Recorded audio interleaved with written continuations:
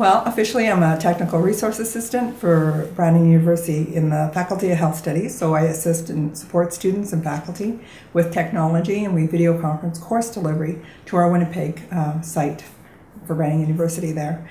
I think seeking justice makes me passionate. I didn't have huge dreams. I never ever thought that, I would ever,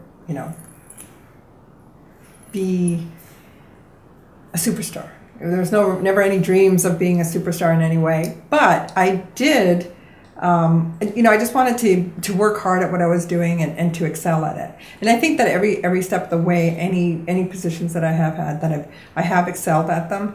And my surprise is on how many people I had an opportunity to meet firsthand, like the Justin Trudeau's and the premiers of Manitoba, a couple of those like Gary Dewar and Greg Selinger, and so meeting those people, and then the chancellors at the university and the presidents of the university, and so it's kind of like, I don't know, like they're my rock stars kind of thing, like as good as it gets. So I never thought I'd ever meet or mingle or break bread with any of those people, and I have had the opportunity to do so.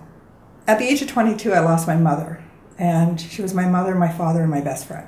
So there was a giant hole in my heart, and I didn't realize at that time that I actually had the knowledge and the strength. So after, having a pity party for a couple months, I realized after that I have the tools and I can do this. I have the knowledge, and I lived on my own and succeeded and moved away from a small community into Brandon, and, found employment, found housing, and just kind of excelled from there to get to where I am today. I have been blessed with some phenomenal women in my life, very, very strong-willed women, and I seek their counsel at times. I visit elders and seek guidance from them as well, and in a traditional way. But I've been blessed with people that have taken me under their wing and, showed me the ropes and helped build me to the point where I could function on my own in this environment. Because I tell you, I was really kind of shy and naive and didn't know a whole lot coming into the city, even though I was born and raised in Toronto, but I moved from there at a young age. But coming into Brandon, I had some incredible people like, there's the Dorothy Joneses and the Shelley Prices and the Jessie Rosses and the Gail Cullens, and the list is endless, but I've been blessed with those women and some men. My grandfather was a great mentor. He was the one that told me, that we had a right that was, that we had to fight for, to vote, both as women and as an Aboriginal community, that we had to fight for that, and we have that right to vote now, and never ever to let it go, and to always have our say. It's funny that you asked that question. The other day I stopped at an office and talked to somebody, and they were asking me some questions, and they looked at me and they were saying, well, you're outspoken and you can talk to people and you have a really good image. And I asked them, I said, well, what makes you say that? Like, how do you know that? Well, just what I've seen and stuff like that. And I just found it odd that people would have that perception of me, because sometimes I struggle with that myself. Like, am I confident enough to speak in public? And what am I talking about? Am I talking about the right things? So I think my friends would say, she's very careful with what she talks about or what she says, but she does like to have fun. And I think my biggest characteristic is being very resilient.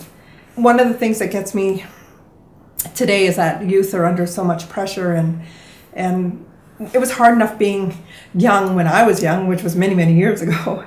But now there's all this social media and Facebook and that I really feel compelled to help youth deal with that extra stress.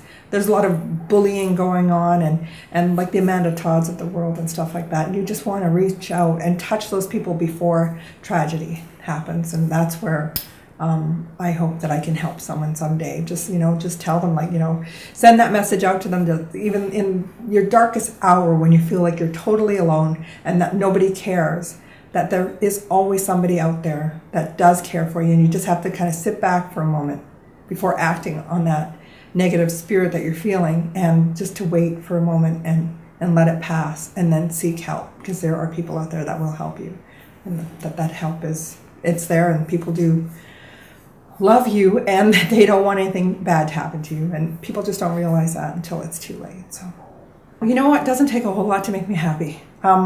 Feeling well, having a little bit of warmer weather than we have had, being comfortable in your home, being surrounded by loved ones and people that you care for. I would probably, sit down and tell myself, as strange as things seem today, that, not to worry, everything's going to work out and you're on the right track.